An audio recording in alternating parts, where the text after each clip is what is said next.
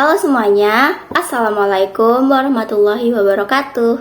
Ketemu lagi dengan saya, Ningsi Wulandari, mahasiswa program studi Pendidikan Bahasa dan Sastra Indonesia, Fakultas Keguruan dan Ilmu Pendidikan Universitas Riau. Nah, di video kali ini saya akan membahas tentang sejarah perkembangan kurikulum di Indonesia dari masa ke masa. Sedikit penjelasan tentang apa itu kurikulum. Nah, jadi kurikulum itu adalah sistem pendidikan atau suatu sistem rencana dan pengaturan mengenai bahan pembelajaran yang dapat dipedomani dalam aktivitas belajar mengajar. Oke, kita lanjut ke pembahasan inti kita, bagaimana sejarah perkembangan kurikulum di Indonesia. Baik, yang pertama, kurikulum di Indonesia itu ada pada tahun 1947 dengan nama Kurikulum Rencana Pelajaran. Nah, ada beberapa ciri yang menjadi poin penekanan pada kurikulum rencana pelajaran ini, yaitu yang pertama, pada masa itu Indonesia ingin mempertahankan kemerdekaan dan ingin diakui eksistensinya di dunia internasional. Maka, salah satu penekanan dari kurikulum rencana pelajaran ini adalah melakukan perubahan orientasi pendidikan yang asalnya dari pendidikan Belanda menjadi orientasi pendidikan untuk kepentingan nasional. Poin yang kedua, tidak menekankan pada pendidikan pikiran, tapi lebih menekankan pada pendidikan watak, kesadaran bernegara dan bermasyarakat. Karena kurikulum ini ada di kala Indonesia baru merdeka. Kurikulum rencana pelajaran 1947 ini baru bisa diterapkan di sekolah pada tahun 1950. Jadi ada sekitar waktu 3 tahun untuk perumusan, perancangan, perencanaan, dan pematangan konsep. Kemudian dari segi isi, ada 2 pokok yang menjadi isi dari kurikulum rencana pelajaran, yaitu yang pertama berkaitan dengan daftar mata pelajaran dan jam pengajaran. Kemudian yang kedua berkaitan dengan garis-garis besar pengajaran. Nah, jadi itulah 2 pokok isi kurikulum rencana pelajaran. Yang kedua, kurikulum 1952. Kurikulum ini merupakan penyempurnaan dari kurikulum 1947 yang dinamakan Rencana Pelajaran Terurai 1952. Jadi, kurikulum ini merupakan penjabaran dari kurikulum yang sudah dirancang pada tahun 1947.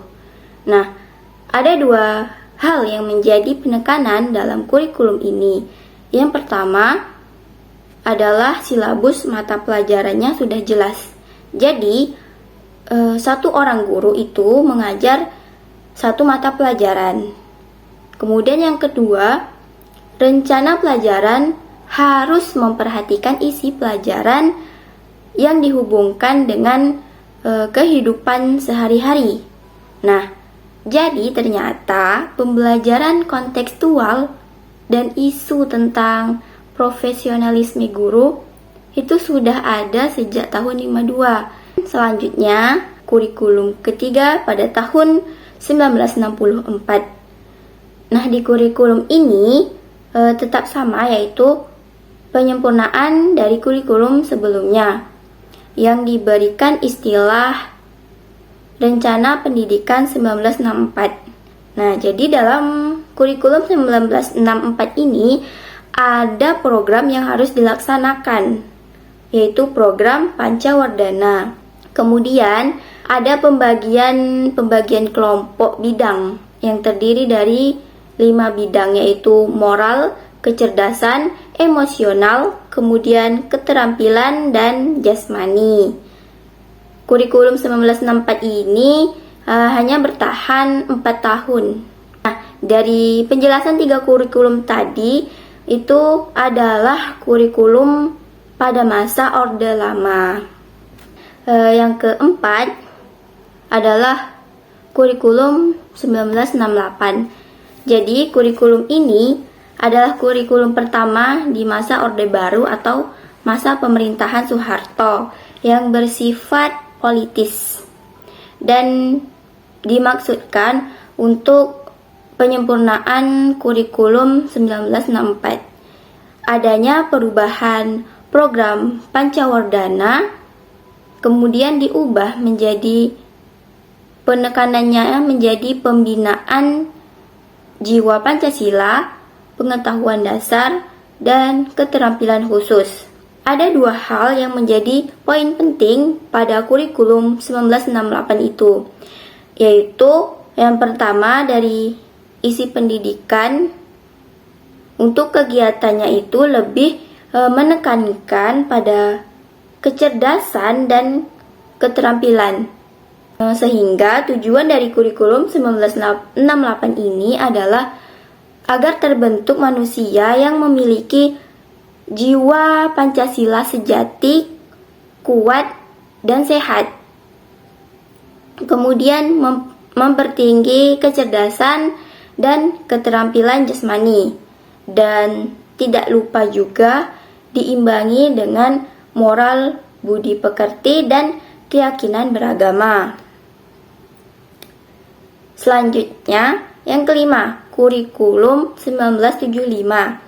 Pada kurikulum 1975 ini sudah mengenal istilah prosedur pengembangan sistem instruksional atau PPSI yang memuat 3 hal, yaitu ada materi, metode, dan tujuan pengajaran. Selain itu, pada tahun 75 juga dalam kurikulumnya sudah mengenal pelajaran setiap satuan bahasa atau bahasa sekarang itu lebih dikenal dengan istilah RPP. Dan di dalam satuan pelajaran pada kurikulum 75 itu memuat setidaknya ada 6. Nah, tentunya ini adalah salah satu yang menjadi pembeda dari kurikulum tahun-tahun sebelumnya. Selanjutnya yang keenam, kurikulum 1984. Nah, untuk kurikulum ini mengusung pendekatan proses keahlian.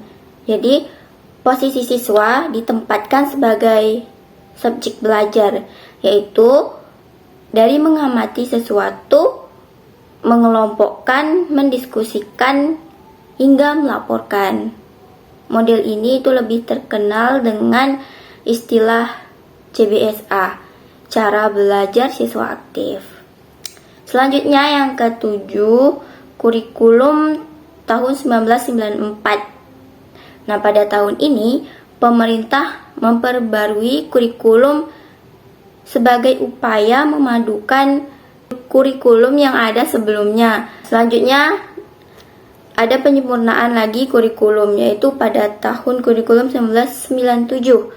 Kurikulum ini merupakan revisi dari kurikulum 1994. Nah, jadi revisinya ini hanya revisi minor atau sebagian kecil saja yang diubah. Selanjutnya, kurikulum 2004 yang diluncurkan dengan istilah kurikulum berbasis kompetensi. Nah, ini sebagai pengganti kurikulum tahun 94.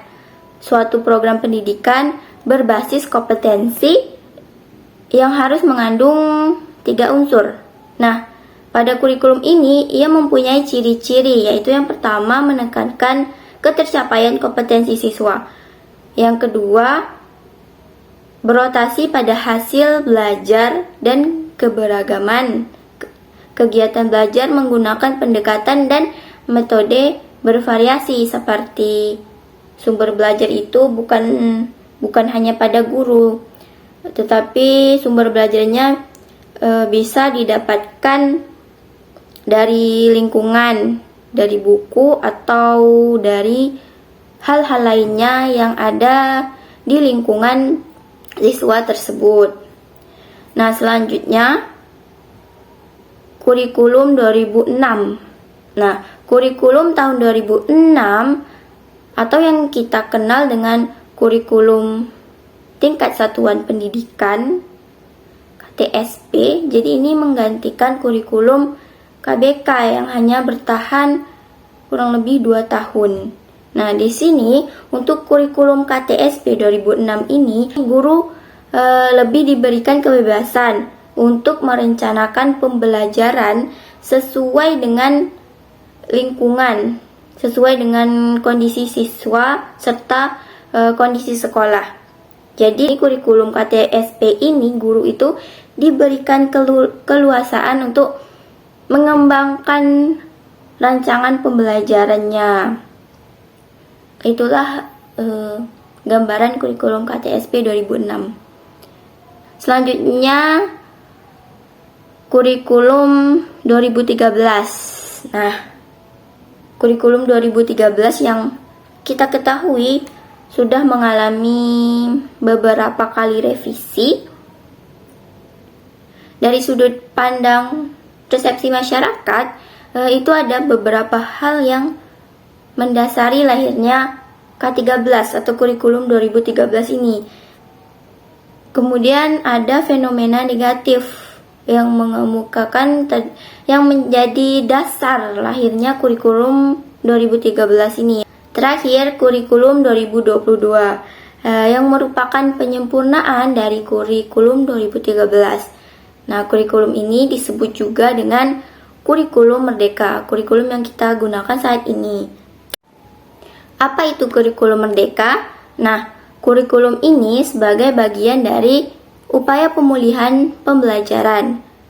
Kurikulum merdeka yang sebelumnya disebut sebagai kurikulum prototype dikembangkan sebagai kerangka kurikulum yang lebih fleksibel, sekaligus berfokus pada materi esensial dan pengembangan karakter dan juga kompetensi peserta didik.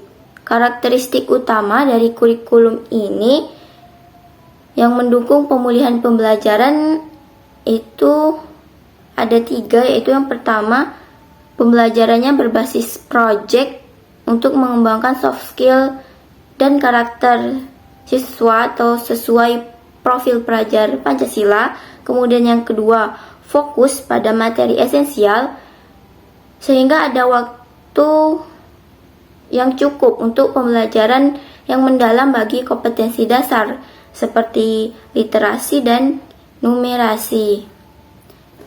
Kemudian yang ketiga ada fleksibilitas bagi guru untuk melakukan pembelajaran yang terdiferensiasi sesuai dengan kemampuan peserta didik dan melakukan penyesuaian dengan konteks dan muatan lokal.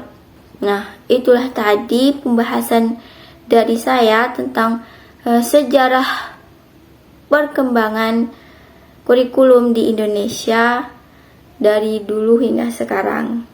Itu saja yang dapat saya sampaikan. Lebih dan kurang saya mohon maaf. Terima kasih. Wassalamualaikum warahmatullahi wabarakatuh.